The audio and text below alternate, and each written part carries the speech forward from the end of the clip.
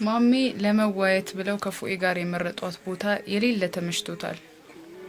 ቦታውም ትርፍ ነገራቶችን ዘና ብሎ ለማሰብ ያመቻል። ነፋሻማ አየር አለው። ማሜ የተቀጣጠሩበት ቦታ ደረሰ። ሰማዩ የሌለ ሰማያዊ ሆኖ ጥርት ብሏል።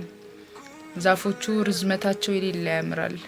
ፀሐይዋም የጠዋት እንደመሆኗ ከወፎቹ ጀምሮ ሁሉም እሷን ለመሞቅ ራሱን ወደ እሷ ያሸሻል። ማሜ ትኩር ብሎ እያየ ውፈይ ጌታዬ፣ እውነትም ካንተ ጥበብ በላይ የማንም ጥበብ አይበልጥም፣ ካንተ ጥበብ በላይ የማንም ጥበብ አይመስጥም አለ። ቦታው ጸጥ ረጭ ብሏል። ማሜ መኪና ውስጥ ቁጭ ብሎ አንዴ በስፖኪዮ አንዴ በፊት ለፊት በኩል ማመጣ እያለ ይመለከታል።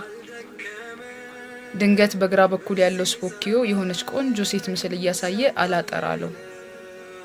ቦታ አልሰጥ ብሎ እንደስከዛሬው ማለፍ አልቻለም። ልጅቷ ወደ መኪናው እየቀረበች እየመጣች ነው። ዩኒፎርም ለብሳለች። ማሜ በደንብ እያስተዋለ ያያታል። ባለፈው መኪናውን ጫር አርጋ ያለፈችው ልጅቱን እንዴ? አዎ ናት። የማሜ ነፍስያ ሂድ ተከተላት አለችው። እሱም ታዛዥ ሆኖ ቁልፉን አንቀሳቀሰ። መለሳለና አረ ምን ነክቶኝ ነው? አረ ማሜ አያምርብህም፣ እንደ በፊቱ ኮስተር ስትል ነው የሚያዋጣ እያለ ከራሱ ጋር ሲሟገት ፉኤ ከቻለ። ወዴት ነው አለው። የማሜ እጆች ቁልፉን ይዘው መኪናውን ለማንቀሳቀስ ዝግጅት ላይ መሆናቸውን አይቶ አረ የትም፣ ሰላም አለይኩም አይቀድምም፣ አብረን ያደር ነው አለው። ወአለይኩም ሰላም የተከበሩ፣ እንዴት ኖት? አልহামዱሊላህ ሻችን። እሺ ደረሰው። እኔ እኮ ከቀጠርኩ ሰዓት በፊት የምትመጣው ነገር ነው ደስ የሚለኝ አለ ፈገግታውን እየተቸረ። ወይ ፉኤ፣ አንተ እኮ ነህ ቀድመህ የምትመጣው፣ ያውም በዛ ጨለማ በዛ ብርድ። ግን ከኔ በፊት ማግኘት ያለብህ አካል ስላለ ቀድመህ እሱን ታገኛለህ። ግድ ነው። እሱ ደግሞ ከማንም በፊት ቀጠሮ የሚገባው ከማንም ጋር የማይተካካ አምሳያ የሌለው አካል አለ ማሜ። ፉኤ ቀድሞ ለሱብሂ ሰላት እንደሚገኝ እያሳወቀ አይ ማሜ ንግግር አልቻልኩም። እሺ ለምንድን ነበር የቀጠሩኝ የተከበሩ አለው ማሜ። ትናንት እዚህ ቦታ ስንለያይ ምን አውርተን ነበር? ስለ አላህ ምርጥ ባሮች አለው ማሜ አይኑን እያየ። አንድ ነገር ልጋብዝህ፣ ዝም ብለህ አዳምጥ አለው ፉኤ ቀጭን ትዕዛዝ እያስተላለፈ። ታድዬ እስኪ ጀምር ልስማ። ፉኤ አይኑን በተመስጦ ከደነ። አንተ ልዘፍንልኝ ነው እንዴ አለው ማሜ። ፉኤ ማሜ ዝም እንዲል በእጁ ምልክት እያሳየ ድምጹን ጠራረገ።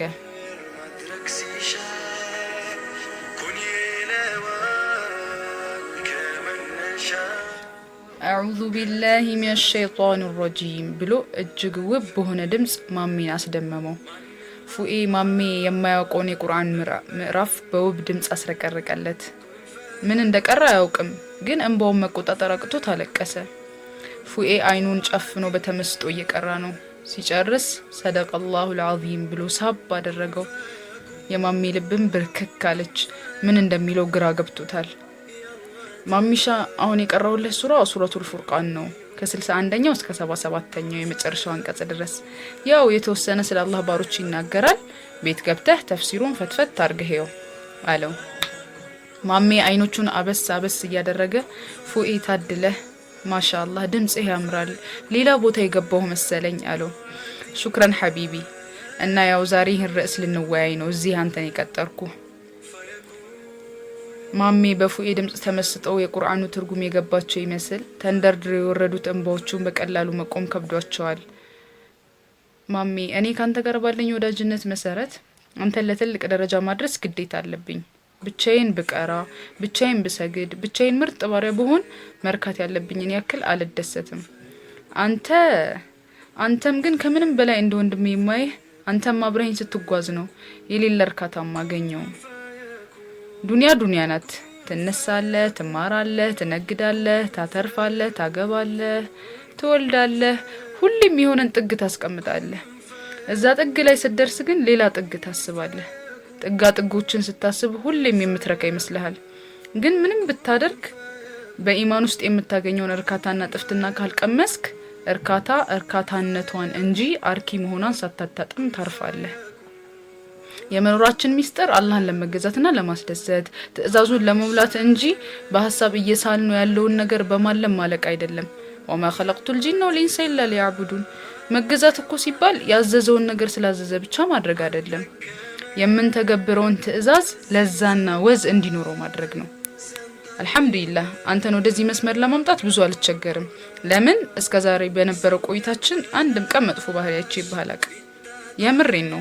ማሚ ማለት ቤተሰቦችን ለማስደሰት የሚሯሯጥ፣ ለሰው የሚተናነስ፣ አዛኝ፣ ረጂ፣ ሰው አክባሪ ነው። ይህ ምርጥ ባህሪ ታዲያ በኢማን ሲለሰን ከሚባለው በላይ ምርጥና እጅግ ተወዳጅ ባሪያ መሆንን ያጎናጽፋል። ሐቢቢ ማደራ አደረኩብህ አይደል? ብዙ ላበዛብህ አልፈልግም አሎ ፉኤ በረጅሙ እየተነፈሰ። እንግዲህ እንዲህ አይነት ነገራቶችን ለማውራት ያንተን መኪና ስፖንሰር አድርገን እዚህ ቦታ ላይ እንገናኛለን ኢንሻአላህ አለው ፉኤ።